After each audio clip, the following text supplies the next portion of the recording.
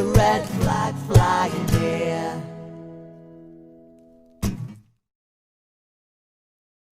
Hello and welcome to the Social Ties. Little bit of a different one for you today. We've got more than one panelist. I'm so excited to be joined by some of the members of Visible Women. If you haven't heard of it, I'm not surprised, but you will have heard of the campaigns that are involved. So I'm going to come to the fantastic Anya first, who is going to tell us a little bit about what Visible Women is. Hi Anya, how are you? Hi, thank you. Thanks for inviting me, Laura. Oh, you're more than welcome. I'm so excited to have you here. So Anya, can you tell us a little bit about what is Visible Women? So Visible Women was kind of a spin-off group to all our own individual campaigns that we were doing, because we found ourselves all kind of at some points along the line of our own individual campaigns that we were reaching out to all these different organisations. So for myself, about, gosh, it's going to be 5 years in August. Andrew, when I reached out to you, so Andrew was doing his campaign for Emmeline Pankhurst in Manchester, and I'm originally from Manchester. So when my daughter and I decided we were going to raise a statue to Mary Anning, and we'll talk a little bit more about her later, I quickly did Google searches and found out about all these amazing campaigns around the country and reached out to them. And it was that kind of sharing of knowledge and that reaching out and that camaraderie that I absolutely, because no one ever said no. No one was a closed door. And I just thought how amazing that was, and how great it would be if we could all come together at like a one source, you know, like supporting one another. And then very quickly, as our own campaign started to gather momentum, then people were reaching out to our campaign and saying, how did you do that? Oh my God, that's amazing. How much did that cost? What legally did you? And I just thought, gosh, we really need to build a central point for people to feel really comfortable to just come and speak to us and find out, you know, and because we're all at different stages as well. So we've got, obviously, we've got Kay here, and we've got Andrew, whose campaigns now are done and the statues are up. But equally, you know, our statue is going to go in at the weekend, which is great. And then Sam is still kind of like building her campaign. So we've got lots of different, and even new people that have arrived just recently, they're at ground level. And it's just so lovely to be able to connect with all these different groups and kind of help them. So that's basically what Visible Women is. It's a kind of a self-help group where we've all clubbed together so we can inform and support. Oh, that's incredible. We love a bit of collectivization here on Socialist Think Tank. So you sort of alluded to what each and every group does. It is essentially a collective of people who are running campaigns about erecting statues to women. Is that right? Yeah, I mean, we forgotten sheroes, really. That's what we call them. These women that have just been lost in history because, you know, they were one thing that, you know, they were female in a time where women had very little rights. You know, they couldn't vote, they couldn't own property, they were the property of their husbands. So it kind of goes that a lot of the incredible things that these historical women were doing were kind of lost in time, really. And in Mary Anning's case, she was also working class and poor, so forget it. You know, she was three things in Victorian Britain you really didn't want to be: poor, working class, and a woman. So she didn't stand a cat in hell's chance. But yeah, that's yeah, I've gone off track a little bit there. Sorry. Oh, we love going off track. Yeah. It's one of the best things to do. So for anybody who doesn't know, who's Mary Anning? So Mary Anning was born at the turn of the century. She was born in 1799, and she was born in Lyme Regis. And she started her life out actually collecting fossils off the beaches of Lyme Regis, because for everybody that doesn't know, it's part of the Jurassic Coast, which is one of Britain's only natural heritage sites. And you can still find fossils there today. But very quickly, she started to find these incredible fossils that just changed the way we thought about the age of the planet and how life evolved on it. And at the age 11, she found the first ichthyosaur sea mammal, marine mammal. And she was just a stellar and amazing self-taught scientist with so many firsts. First for plesiosaur, first for the ichthyosaur, all these amazing creatures.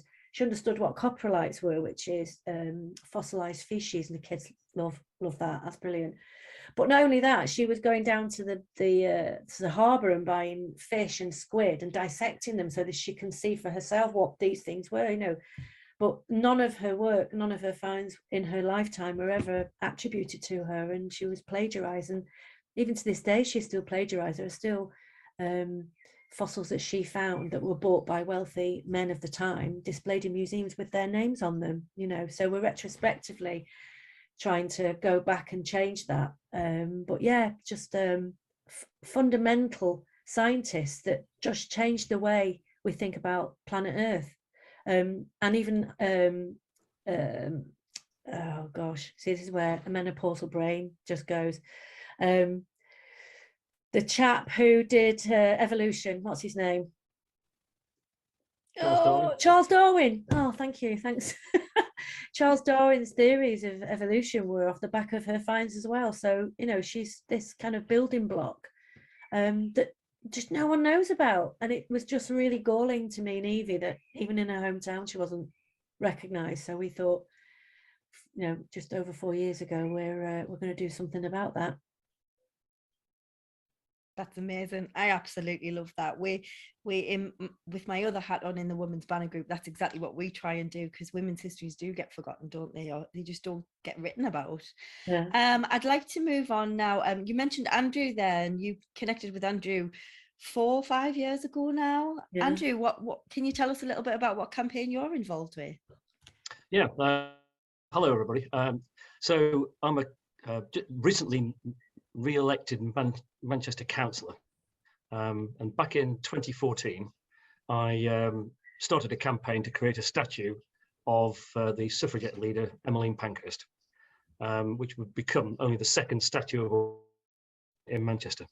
And now I'm working on a new project, which is to create a statue of the founder of the Royal Society for the Protection of Birds, Emily Williamson, in Didsbury, actually, which is where I represent on the council. Oh, that's incredible. So you're already on your second one now. So you've got all the knowledge of how to do this then.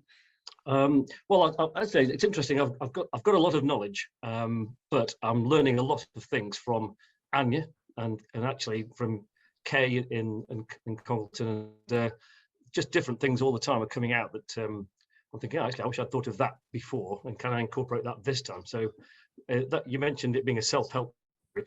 I realise that obviously I'm not visibly a woman, but I'm learning a lot from this group, and it's actually great to have Yvonne on here, because Yvonne will remember my first ever meeting with her in the Cafe Nero in Didsbury with her daughter Sadie, and I took along the bronze maquette of Emmeline Pankhurst for Sadie to be photographed with. And when the unveiling took place, there were 6,000 people in St. Peter's Square. It was unveiled, and there's some fantastic shots of Yvonne and Sadie at the unveiling. So there's a neat circularity to all that as well. Oh, that's fantastic. I love how all these worlds are coming together. That is amazing. Can I ask what made you decide on these women in particular? I mean, Emmeline Pankhurst, I think, you know, she is somebody who has stood the test of time. People do know who she is.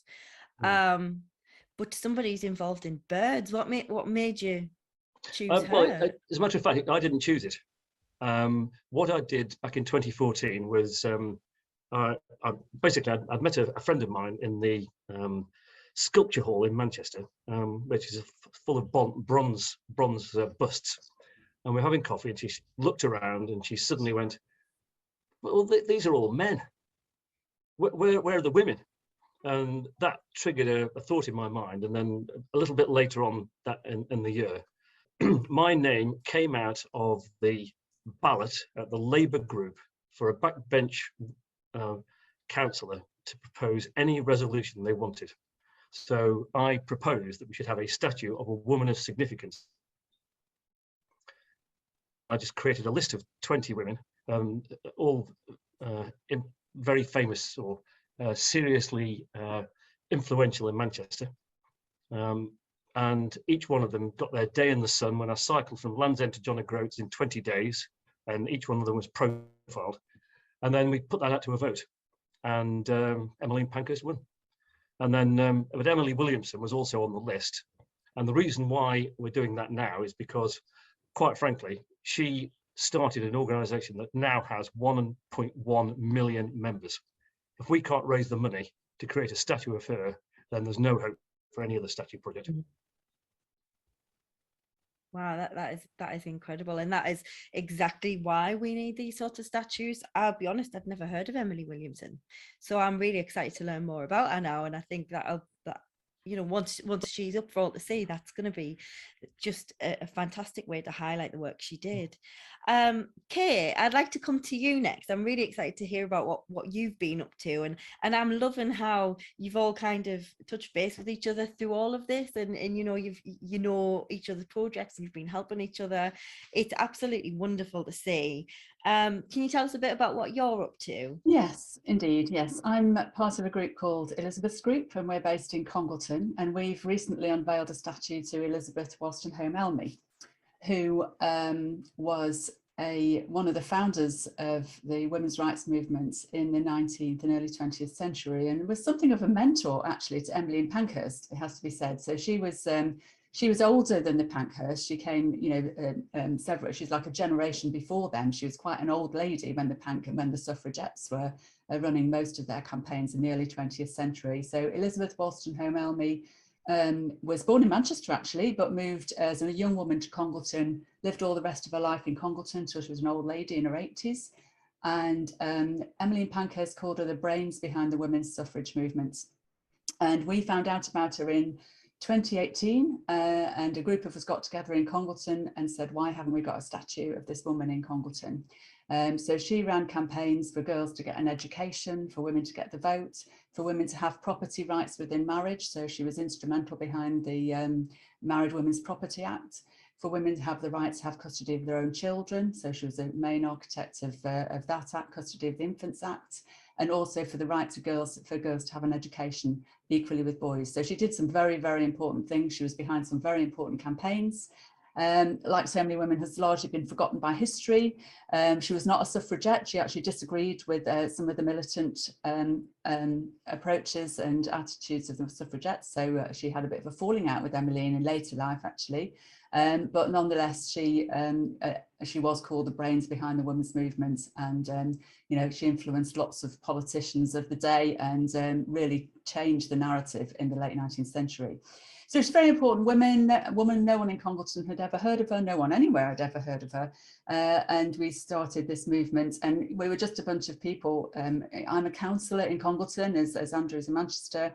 So I obviously had some connections and could help with things like planning permission and so on, but really none of us had a clue what we were doing. I mean, the average person in the street does not know anything about putting up a statue, as I'm sure none of us did when we started. So I think that's why this group has been so, so important. And Sue Monroe, the chair of our group, and I connected early on with Andrew. We were there in December 20 when you unveiled your statue in 2018. What a wonderful day it was. We used those we used the videos of that to say to the people of Congleton, look, let's have something like this in our little town. So thank you, Andrew, for that inspiration. And we did do that. So on March the 8th this year, we had a procession all through town. We had 10 schools, we had choral societies and the fire brigade and the police, every group wanted to be part of it, and it was a massive event in the centre of Congleton. But the journey to get there was, interestingly, as many will testify, was not straightforward. We thought, how wonderful, all we need to do is learn how to put up a statue, run a project, get people who know what they're doing, and jobs are good. And we came across all sorts of obstacles, as we all have. I think that's why this group's so important. Yvonne came to Congleton and marched along our local road with our new bypass, which was named Wolstenholme-Elmy Way after our Elizabeth. No one had heard of it, and then they named this major new road after our campaign had been going for a couple of years. So that was a big step up, but a lot of people were very polarised about Elizabeth because she was a socialist. Talking of the socialist think tank, she was quite left-wing. She was also an atheist. She was, she didn't like the marriage vows because women were supposed to obey their husbands. She thought religion was a patriarchy, which it certainly was in the 19th century, and some would argue in some cases still is. So she was very you know, she was very anti things that a lot of people, you know, held dear. And even today in Congleton, so we had, you know, we had religious people, we had, you know, politicians, we had lots of opposition and people trying to throw obstacles in the way, people who were much more powerful than we were. So reaching into this group was so important, not only for the practical support, you know, how do you challenge planning permission, how do you get a license to put something on the street, you know, there's also these sort of practical things, but also the emotional support, because there were points at which we thought, you know, we're going to have to give this up because, you know, and public, don't get me wrong, public opinion was 100% behind it. It was people with vested interests that were trying to get in our way. So this group really rallied. Yvonne came and walked along Wolstenholme Elmy Way with us, and Anya wrote countless letters to the planning authorities, and everybody, and Sam did, everybody did actually, everyone wrote letters at different times in support of what we were doing. And so that sort of moral support, and just having a WhatsApp group to go to and say, oh my God, they've now this has happened, and having a group of people who have your back. It was absolutely wonderful. I don't think we could have done it without the Visible Women group. So thank you. Just interestingly, I want to just interject quickly. I think both Kay and myself, because we were raising a statue in a small market town, have come across much more of that absolute bureaucracy, ridiculous bullshit that goes on with certain people in power, you know. And I think that major cities like Manchester and Sam, when you come to you, I'm hoping that, you know, because it's a central London in the East End spot, I'm hoping that people will behave. They seem to behave because I think they know they can't get away with it. I think they're held more to account. Yeah, I think the people that opposed our thing just had never been opposed before, you know, they'd had it their way. And so when the statue went up, it actually felt like a moment, not only for statues, but for movements for the people, and particularly for women. And the headline in the local paper, they put the headline, "The Feminist Republic of Congleton," as you know, the head, which I thought that is fantastic, because Congleton is a very old-fashioned, religious, traditional, conservative with a small and a large C, you know, traditional sort of place. And to be called that, you know, in the local paper was kind of, you know, it felt as if the whole town had turned a corner somehow through this project. Quite a lot of people said that. And there are a lot of new people in the town who were kind of didn't feel in touch with that sort of traditional brand. So I think it really has helped us change the town. It's been really interesting. And, you know, I think Emmeline has become such a focal point in Manchester. Well, this week she's been in the news again, hasn't she? Because there's been controversy about the Roe versus Wade bill, and people have been campaigning on both sides of that debate, and she's become a focal point. So I think they actually changed the narrative as well in the town, these women, as they should. I mean, these artworks should create a conversation, shouldn't they? So I think, you know, I think that's a fantastic part of what we're achieving here. Well, actually, just to interject myself, it wasn't actually Roe v. Wade, or maybe if it was, then it passed me by. It was more, we had, at the weekend, we had black shirts back on the streets of Manchester. What? Preventing women from accessing the statue. Balaclavaed black shirts. I just don't understand why. Yeah. They were associating themselves with the transgender, they were transgender activists. Oh, it was a trans versus, yeah, well, that's just ridiculous, isn't it? I mean, feminists support trans women as well, and I think those people don't represent the LGBT community at all. But there you go. Yeah, it's just but it is interesting that these pieces do become a focal point for campaigns of different kinds, isn't it? Yeah. And that's when Helen Pankhurst, who's Emmeline's great granddaughter, when she addressed all the sculptors who were creating their designs, she said that what she wanted was something that would be a meeting point, a rallying point for women. And that's exactly what it is. And it's recently been voted the most popular statue in Manchester as well. So all in all, it's great to have it there. Well, brilliant. She's amazing. And I love the seating area around her as well, like where people can sit and pontificate. Yeah, it's brilliant. It is brilliant. Yeah. Yeah, I our just think, Elizabeth is just standing on the ground, so she's 4'11" and she's really small, and she just stands there, and you can just have a conversation. People do that; they put flowers in her hands. The kids go up and give her a hug, and it's absolutely wonderful. But some of our naysayers, as the group will know, saying, "Oh no, it's got to be." When they realised they couldn't stop the project, when they realised we got the money, we got the wherewithal, they said, "Oh no, it should be in a quiet garden somewhere on a plinth." You know, in other words, when no one can see it. She stands right in the middle of the high street where everyone stumbles on her every day, you know, when they're doing their shopping. And they just wanted to stick her out of the way where she'd be invisible and forgotten. So it felt like we were having her campaign again, you know, this, you know, 200 years later, saying, no, she won't be invisible, she won't be forgotten, she's going to be here where everyone can see her. And I think that's, you know, any which way they try to rub out the women, don't they? And I think it does feel like a very relevant campaign today as well. Can I just jump in there 2 seconds? Hi, it's Yvonne. Okay, you just mentioned something really interesting there, because I kind of came to Visible Women and the campaigns that we've set up through a level of frustration. I think intergenerational frustration, having daughters that are looking for representation, and obviously my mother, who was a shirt factory worker, lacking in representation. But that example that you just spoke about was one of the campaigns that happened in 2018. I don't know if many of you read about it. It was when they were trying to move the Emmeline Pankhurst statue from Victoria Gardens just outside Parliament. Yeah. Trying to move it to, I think, Regent's University Gardens, which is everything that you've just said, Kay. It was out of the way. It wasn't going to be somewhere that was going to be easily. It wasn't a public space. It wasn't. They tried to have this real kind of loose link between the fact that the old buildings was a women's only educational facility. But again, it was really symbolic, because in 2018, the Year of the Woman, which is when we kind of come into it, and it was at the Pankhurst Centre when we went to see the maquette for the first time, and Helen had just released her book, Deeds Not Words. We actually went for my daughter's 5th birthday. It was on that day.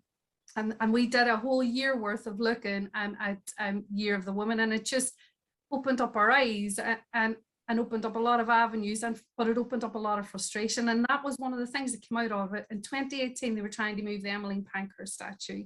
In 2018, they scrapped the sculpture that they were trying to plan in Derry, that had been in the plans for maybe 18 years at that point. And I think also the Pankhurst Centre didn't get the funding that they'd applied for to allow them to help with the regeneration of the building. And it just felt like all these things that were happening in 2018, in a year that we were really meant to be putting women on the map and celebrating them. And yet, you know, just as you say, Kay, they were trying to kind of quietly and softly move representation of women back to the back streets into quiet parks. That's really interesting that you brought that example in. So that was a lovely introduction to Yvonne. Yvonne, please do go into a bit more detail. Can you tell me about how you got involved with Visible Women and a bit of backstory about your campaign? Yes, of course. Sorry. Yeah, so it was around 2018 we were looking at, it was Manchester did an amazing years program worth of things to do with representation of women, and accumulating, and obviously Emmeline Pankhurst statue being unveiling. But it wasn't just about the statue, the engagement, the outreach work that they did, the things that were happening at the Pankhurst Centre, the talks, the seminars that were available. They linked them with the universities. There was just a real, I think it was just so accessible to so many different people. But my daughter started looking into, and they got this book, The Fantastically Great Woman of the World. I don't know if you've seen that one. And it talks about, and in that book, we'd realized that Amelia Earhart had actually landed in Derry, city of Derry, my hometown. And we were like, well, we didn't know anything about this. We were trying to work out why. So we actually got in contact. There's an Amelia Earhart group in Derry. And this weekend is the 90th anniversary of Amelia Earhart landing in Derry. And they're doing a huge program of events. But we met this group, and they straight away told us about the problems they were having and trying to have this amazing historical thing that happened recognized in the hometown.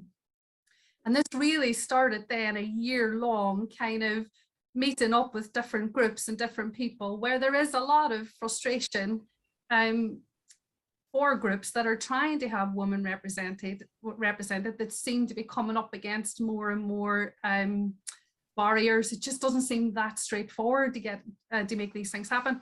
So that was one of the first things. That was across the Irish Sea. And then on this side, when we knew, obviously, my daughters were very fortunate. They got to help unveil the meeting circle at the Emmeline Pankhurst. So the bit that you were talking about around the side where kids love to skateboard on and sit and all the rest, and they lay flowers on it. We got to do that in July. And they asked my mother to come over and march in the procession, because it was a few weeks before that where they had, as I said, they had pulled the plug on a lot of money that had been investment on a statue that was planned to honour the shirt factory women of Northern Ireland. Now, the shirt factories, my hometown, there used to be approximately 44 shirt factories just in the city alone. But the history of the shirt factories and the history of the shirt factory women dates back much further than that. And there's some really iconic things. In Derry, the majority of people that were employed in the shirt factories were women. So they say that the men of Derry were emancipated twice, and that they were having to kind of, the women were out working, and then obviously they were trying to build communities and everything that went with it. But this is a hidden history of the city, and it's a hidden history because obviously Northern Ireland has other histories that take prominence over that. But there's a women's history that runs right from the 1800s about women who have been involved in trying to build these communities that we spoke about, trying to build communities in really difficult circumstances. And there's lack of representation, lack of knowledge, and a real lack of awareness for some generations about the women that came before them. So I think 2018 was a brilliant year, probably, it sounds like, for a lot of these projects that might have started, and where people connected and different avenues. We've gone down a different route. We find that the barriers to trying to get a statue up for our campaign at that time were too huge. And the money that had been invested had also created, the money that had been invested with nothing to show for it had also, I think, impacted on public perception or public feeling towards a sculpture going up.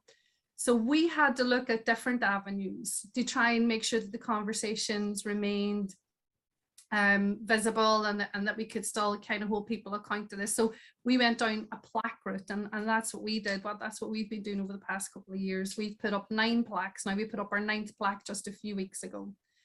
Does that give a bit of an overview? It really does. It's absolutely fantastic. It's really fascinating as well. It's unbelievable how many people you can speak to who have this vast knowledge about women who've done so much that nobody knows about. It's unbelievable. And in the Women's Banner Group, we've done a similar thing. We've just unveiled 3 blue plaques last year, and we're going to be working on some more, because in County Durham there weren't any. It was all men or buildings. So yeah, that's absolutely fascinating. Thank you so much. I want to move on to a familiar face for our viewers. Sam from the Matchgirls Memorial. How are you, Sam? It's lovely to see you again. Yeah, it's great to see you, Laura. Thanks for having me on. I represent the Matchgirls Memorial, and we basically set ourselves up as a charitable organisation at the early part of 2019, because really, well, it's unbelievable that the story of the Matchgirls and their strike in 1888 is so little celebrated these days, and particularly in the East End where it actually happened. I mean, there is the old factory, the match factory, still stands. It's called Bow Quarter. It's now a gated community of luxury flats. And unbelievably, I mean, this doesn't go for all of them, but unbelievably, there are many, many people who live in these flats, in this factory, that don't even realise what the history is. They just sort of blindly go in there, live their lives, and they don't even realise what historic site they live on. But the Matchgirls strike is fundamental for all of us, really. I mean, we these days, well, some of us are lucky enough to take good working rights for granted. Others obviously still have an ongoing struggle with that if you work for Amazon, etc. But in 1888, factory conditions in particular were terrible for everybody. They had to work long, hard hours. They were paid very small amounts, and then on top of that they were fined for ridiculous things like needing to go to the loo or dropping matches on the floor, just any trivial thing they would be fined, and then they'd find that their already meager pay was like next to nothing. They were working 6 days a week, and also a large part of the workforce, there was about sort of anywhere between 1,000 and 2,000 at any one time, the workforce, were largely young girls and women. So there were some men and boys working there as well, but it's the predominant female aspect that's kind of put this strike on the map. And it was the young girls and women that actually stood up and decided to stand up for their rights, really. Not only were they putting up with bad sort of hours and low pay, etc., but they had to work with phosphorus, a white phosphorus, which was really dangerous. And when they breathed it in, it could cause osteonecrosis, or fuzzy jaw, as it was known, which is like a cancer of the jaw. And so, on top of all of this, they were just really, really sort of downtrodden and, kind of put upon sort of class of people. But they were feisty, and they knew how to stand up for themselves. They had an awful lot of spirit. And one of the things that we're trying to redress really with this campaign is that, years ago, if anybody had heard of the Matchgirls strike, they would think of Annie Besant, because she was the social reformer of the time. She was the Fabian. She was the one that brought it to light. And everybody thinks, oh yeah, that strike that Annie Besant led. Well, we are not about Annie Besant. We're not saying that she wasn't brilliant. She did a great job of supporting them and, introducing them to the right people, etc., etc. But the girls themselves, they really knew how to stand up for themselves, and they weren't frightened to voice their opinion. And it was really their courage that got them through. And collectively, they went out en masse. I mean, there was a meeting of the Fabian Society where Clementina Black spoke about the terrible state of female labour at the time, and there was a motion to boycott the purchase of Brighton and May matches because of the terrible conditions that their staff were under, while they gave 20% dividends to their shareholders. It was totally ridiculous. So they had this boycott. Annie Besant then wrote an article, the White Slavery article, in her weekly magazine, The Link, and Brighton and May directors didn't like that one bit. So they tried to force all of the workforce to sign up to a document to say that the things that she'd said in this article weren't true about the working conditions, and they wouldn't. They refused. And there was a little bit of a kind of few days of kind of skirmish and unrest, and there was a sacking, and that was basically the final straw. And they just all walked out, like 1,400 of them just walked out.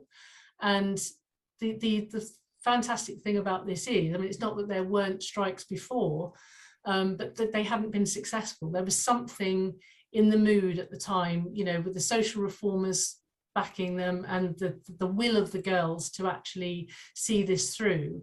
And they walked out on strike, and they managed to get momentum with the press, who were initially, some of the press were against them, but they turned their opinion. They got public opinion on board. They got MPs on board. They went to Parliament. I mean, these little East End girls, they went to Parliament and spoke to MPs, and they held their heads high and spoke up for themselves, and got the support of the London Trades Council and Toynbee Hall.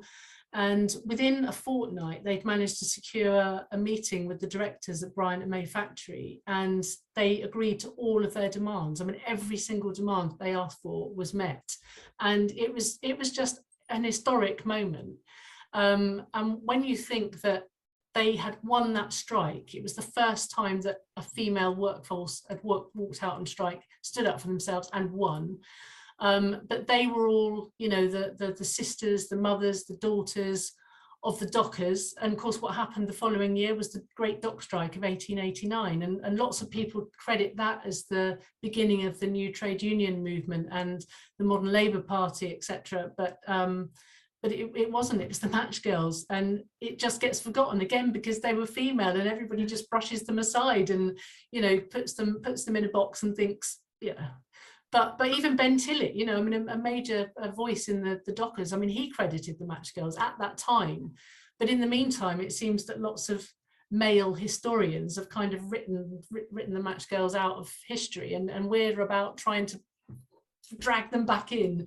And I mean, and I suppose my personal story as well is because I didn't find the Matchgirls, they found me.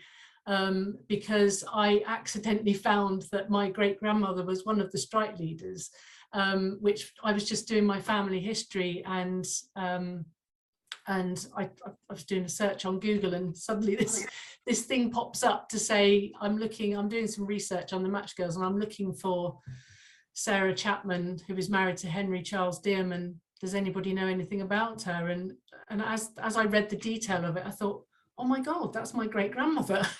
And so that's kind of how I came to the story, which is kind of another whole story in itself.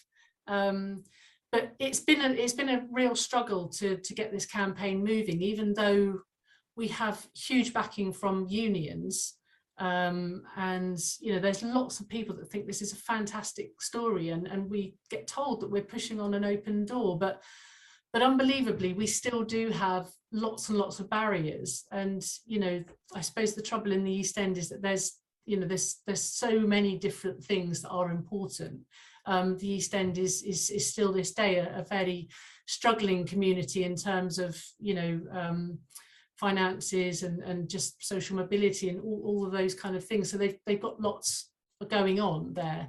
But I think that this campaign can help, and we're trying to work with the community to kind of let them know they've got this fantastic heritage, and to give them hope, and, you know, to give young girls in, you know, somebody who lives in the East End and goes to school in the East End, some young girl, wouldn't it be great if she was inspired, you know, just by this story, to think, yes, if they could do it, I can do it. And, you know, that's the kind of ethos that we are trying to instill. Yeah, again, like the others, I mean, I've linked up with Andrew a few years ago and got his great experience, and that was a real kind of boon to us that gave us hope that we can do this. And then meeting Anya as well, I mean, not that we've actually met in person, we will on Saturday, yeah. But we, you know, to be inspired by her campaign, which is a completely different way of doing it to how Andrew's done it. But again, like the others said, you know, to learn from other people's mistakes, which or you know, to learn the good lessons as well, and to, you know, be able to cherry pick what are the good bits, what are the bad bits, what should we do, what should we not do. It's just fantastic. So to have this group of visible women where we're all together learning from each other. I mean, like Kay says, you put something on the group because you're frustrated or you need a bit of help, and straight away there's people there. I've done that. Here are, you know, I'll show you this. I'll show you my budget. I'll show you what I did here.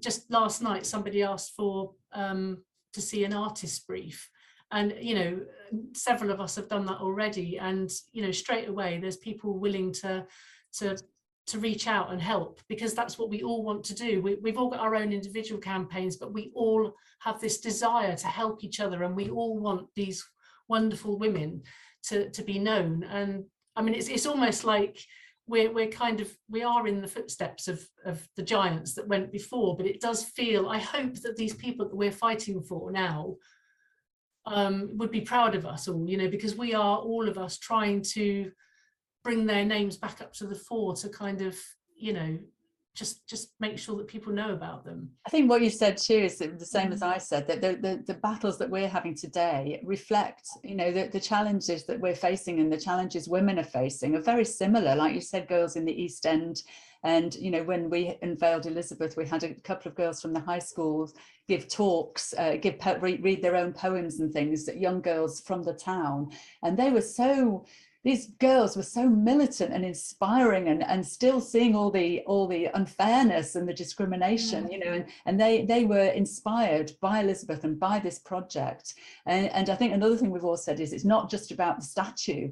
You know, we have a curriculum we've made for all the local schools. We have a heritage trail around the town. You can go and learn about it. We've given talks at loads of different groups and businesses and women's institutes and the guides, and you know, so the story, because of the project, the story goes much further beyond. And I think, you know, your Matchgirls story, I think Sally Wainwright needs to write a costume drama about that, doesn't she? That's a costume drama, and Elizabeth's story too. And Anya, you've already had a movie obviously made about Sarah Mary Anning, so you know, I think there's definitely, you know, a lot of all can be done with these stories, isn't there? Yeah. That's the point. I'm actually going to Tracy Chevalier, the novelist, is one of our patrons, and I'm going to introduce Sam to her because I think Tracy will be fascinated with the Matchgirls story. So I've already prepped her. How so exciting. Somebody you would really like to meet who's very interesting, and I think you'll like her story. And she's like, ooh, goody. Is there a book in it? This is absolutely incredible. And I think, you know, that there's definitely a common thread between the campaigns that you're all running here, in that, you know, you're wanting to not only remember amazing women, but also get women now to learn about them and take inspiration from these amazing women. I think there is a movement, Laura. I do think, you know, there is a level of, you have to ask the question, why is there a need for visible women? Because I think you have to look at the heritage departments within every council that we operate within and think, well, where is the people that are meant to be making sure that women's voices are represented within? This is a civic responsibility. And I think that there are definitely things, that questions that asks that who controls the narrative? Who controls what histories are told within each city? Who controls where the money goes? Who controls the projects? So I work full time. I have obviously children as well, and anything that I'm doing in my free time. So this is another unmanaged burden, or whatever way you want to look at it, that women are taking on. So is it really the responsibility of women to beg, borrow and steal to have our voices heard? And there's something, I think, within these campaigns as well that I've been really careful about making sure that the women's history is treated respectfully, that we aren't begging people to actually place a plaque up or put a statue up, or, you know, that we're treating the history of these women's, you know, with the dignity that they deserve. And for our projects, we have never asked, we've never had any money, and we've only ever been able to do stuff through people's time and contribution that they've done it. But it has got so big now, our projects and many of the campaigns, you know, to do the outreach work that you need to do does need investment, and it does need money. And it raises the question, why is there a need for visible women? And again, as I said, you know, you have to then look back to the institutions that are meant to be representing women fairly, equally, giving them a voice, and question, well, why is that not being done? So whilst visible women is really good and it's really positive, there's also, I think, an element of frustration that has brought us together, that totally, or, you know, why are we coming up against so many barriers? You know, why is it so difficult? Why would people feel that it's not a good idea to have fair representation of women? You know, we know there's a lot less women's statues than men. I think, you know, the statistics are there, and we can see how all these campaigns link in. It does ask those bigger questions, and I think that is the power of visible women. We've just tied in with another mass movement, which is herstory.ie in Ireland, and they've successfully campaigned. They're going to be having the first patron saints. It's an official holiday for next year, St. Bridget's Day. Now, whatever anyone's comment, you know, whatever view on that, it's the fact that it's going to be a national holiday for women. And this is a massive campaign that they've achieved, you know, that they've achieved on, and they want to link in with us, and we're linking in with them. But again, it's asking the question is, whose responsibility is it to do that, and are we being fairly represented at the tables that we should be at? So I think there's bigger conversations that visible woman has the potential they actually put before people. So I look forward. I agree. And I think it's partly that women are not adequately represented in our democracy and not adequately represented in large corporations and in lots of other walks of life. So I think it's all part of it, isn't it? I think there's another project I'm slightly involved in that some of my colleagues are more involved in, called Sexism in Schools, where they've been evaluating, they started with the English curriculum and said, how many plays, how many novels, are written by women, how many have women protagonists, blah, blah, blah. And it's absolutely shocking, the statistics that have come out of that. We teach, that We've Got to Kill a Mockingbird, obviously, was written by Harper Lee with a female protagonist. Apart from that, it's kind of wall to wall, particularly in drama, male. And we're thinking, well, this is what we're teaching our children in schools. It's subliminal. It's completely, and they're now going on to art, they're going on to music, science, which art is Mary-Anning really on the curriculum, is in all the schools, in the national curriculum, and that's a massive issue. And but it's a very similar, for me, it's a very related issue, because it's about how we teach. What are girls and boys learning about who are the protagonists, who are the important people, who are the artists, the scientists, the writers.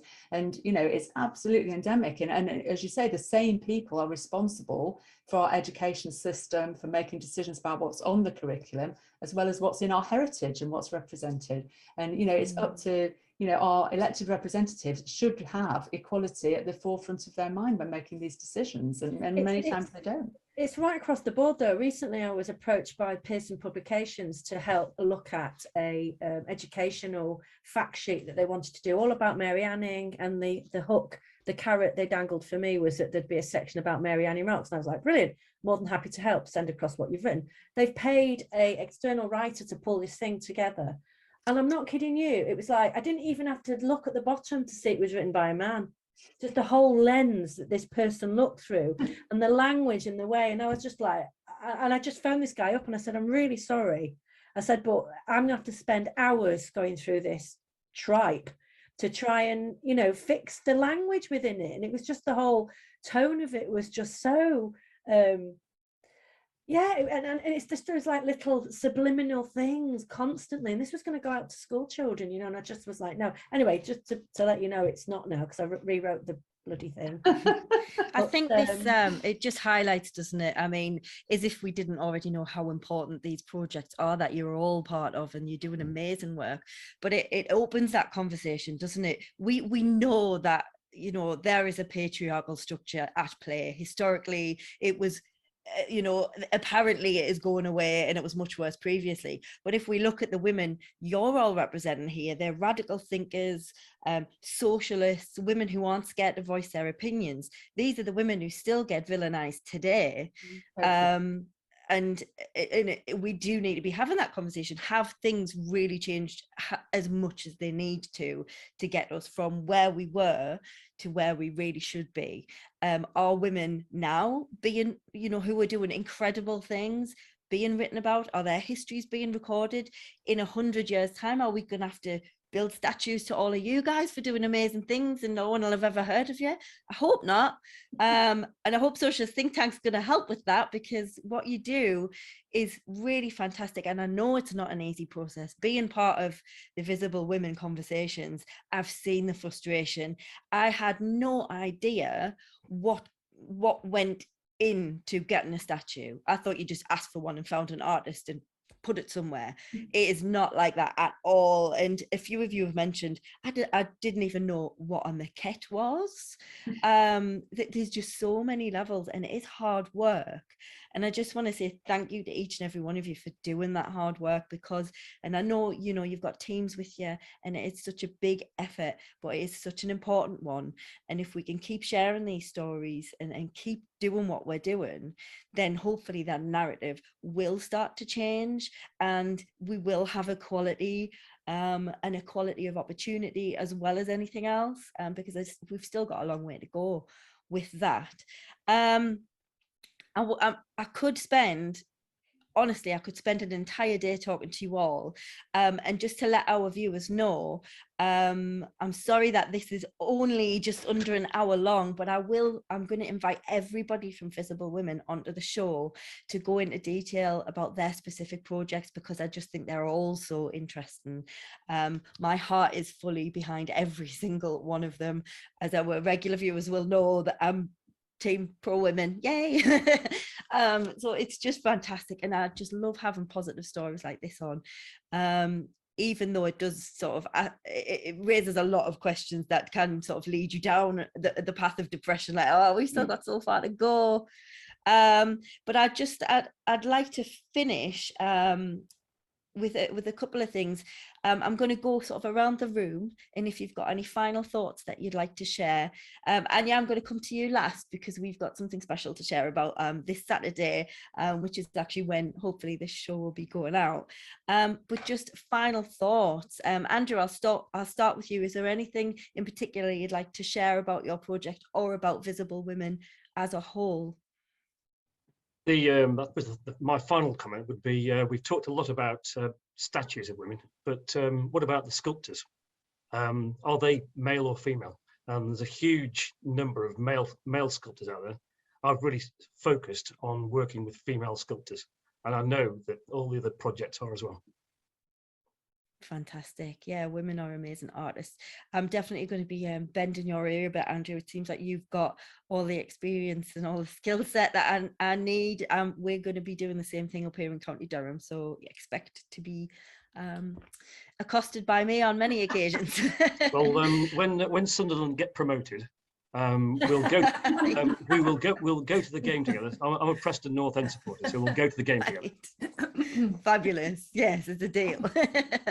Yvonne, would you like to share any final thoughts with us? Yeah, just a couple of things. I think Andrew is an amazing ally, and our paths just seem to continually keep crossing, but I think what he's done is definitely pioneered things and opened doors for a lot of people, and I think we can be really thankful for allies like Andrew. I think who I'm representing today is my mother and my granny and my grandfather, who was a docker, and Claire Moore, who would have been here, and she's been campaigning since 2004, and she stood at the May Day rally just last week in Derry, and in her 70s, she declared to everyone that she's now an activist, and she's very proud of being an activist, and she's going to continue to be an activist until she makes sure that future generations are aware of the contribution that women made, not just to Derry, but wider than that. And I think my final point is that this is so inspirational to be part of. In a world with so many other things going on, being surrounded with people like Anya and Kay and Sam and meeting Andrew and you, Laura, as well, and all the other women that are on that groups, there is something really, really good and inspirational about that. And I think that's what keeps it going and keeps it moving, and people want to be part of something good and contribute to something good and see the benefits of something good. So I think that overrides any frustration, and will just keep the momentum going. Yeah, it's quite powerful. Absolutely. Thank you so much, Yvonne. Kay, would you like to share some final thoughts for us? Well, I track equality across the world, and I think in the UK, at the current rate of change, we've got about 200 years before women are on a par with men in all walks of life. You know, the pay gap and rights and responsibilities and representation and everything else. And I think that the work that we're doing with female sculptors, yes, and these artworks and all of the projects that go around them are helping to change the narrative, because I think there's this mindset in the patriarchy that about what women actually do and what women are for and what men do and what men are for, and we speak about women as if they're, you know, as if they achieve something great, as if they're the kind of breakout individuals. That's not the case. Women do all the things that men do all the time and always have, and have achieved the same things. And I think these projects and what we're doing here is kind of changing those stories, and hopefully we'll change that mindset and that narrative. Absolutely. Fabulous. Thank you, Kay. Sam, I'm going to come to you next. As well as your final thoughts, which I'm very interested in, can you tell us a little bit more about how people can find Visible Women or promote the work that Visible Women do, or get involved in any way? Sure, yeah. So, well, first of all, my final thoughts are, I'm like the others, I'm completely inspired by this group, and they give me hope on my dark days when I think we're never gonna get there, we're never gonna do this. It's somebody that you can reach out, and you know that even if you don't say something on the group, you know, I know that I could pick the phone up to any of them and just have a chat and make myself, you know, that to get that fire back. But I think in turn, like, it's the inspiration that we all give to the younger generation. I think that's what's really, really crucial. If we're going to change the narrative of, you know, women being forgotten, it's the young people that we need to, and it's great that most people have got these education programs. We're trying to build one as well. We've got a poetry competition in East End schools going at the moment, because there's a blue plaque is going to be put up to the Matchgirls on the factory on the 5th of July this year. It wasn't our campaign, but we've supported it. But we are trying to support that by getting the local schools involved and getting the young people to understand what it meant for the Matchgirls, you know, to get them involved. So I think that kind of inspiring young people is, you know, boys and girls, to actually be inspired by the great women of the past, I think is really important. And in terms of getting in touch with us, so we have we've got a Twitter page, which I did have it up, and I'm just quickly going to remind myself what it's called. So it's at Visible Women UK. And so that's one way you can find us. The other thing is that on our wonderful partner with Terry Bell Halliwell, who runs the invisiblewomen.org.uk site, she's also handed over a complete page to us on her website, which is called Visible Women. So if you go to her website, invisiblewomen.org.uk, and then you'll see the tab Visible Women, and you'll see details of all of our different campaigns on that site. So you can read about us there. And if you've got a campaign and you're interested to get in touch with us, then you can reach out to me or any of the people on this meeting here today. But I'm happy to share my phone number. I don't know, I'll say it now anyway, 07817 205 985. So if anybody wants to contact me to join the Visible Women group, then we can add them in, and we'd be very glad to have any other campaigns that would like to be considered to be part of our group. Sam, I've just realised as well, I'll add the link to Terry's page to our Twitter at the top, because we've not done that's a good idea. Yeah, that's a good idea. Yeah. That's incredible. Thank you so much, Sam. You can tell you've done this before. I'll also, if anybody does want to get in touch with Sam or anybody else on the call, please do send Socialist Think Tank a message. All of our details are on the site. We'll add links when this goes out as well to our pages. Do get in touch with us, and we can share those for you as well. Anya, exciting stuff ahead for you. Do you want to tell us a little bit about what's happening on Saturday? I want to leave you with this thought as well, with our friends and sisters across the pond having their abortion rights messed with. I think it's even more important that we stand up and you know, make women count. And I just want to say that I'm 100% behind supporting pro-choice with our sisters across the pond. Just wanted to say that. And very, very, very excitingly, on Saturday, at last, after nearly 5 years, the statue will be unveiled in Lyme Regis. And if you want to come along, if you just go into Eventbrite and Google Lyme Regis events, you'll see it on there. Just click the link. It's a free event, but it'd be great to know how many people are coming, because there's already 2,000. So yeah, it's going to be I know it's going to be a potty, but really looking forward to it. Oh, that's going to be massive. I'm so excited for you. I really wish I could be there. I'm excited to see any videos and photos. Please bombard us with them. We'll share anything you want as well on our page. That just leads me to say a massive thank you to all my guests for coming on today. It's been so lovely to talk to you all, and I'm so excited to get you all on individually as well and find out even more about what you do. Don't forget to subscribe to our YouTube channel and hit the notifications bell so you don't miss any of our shows. This has been The Social Ties, and we'll see you again soon. We'll keep the red flag flying.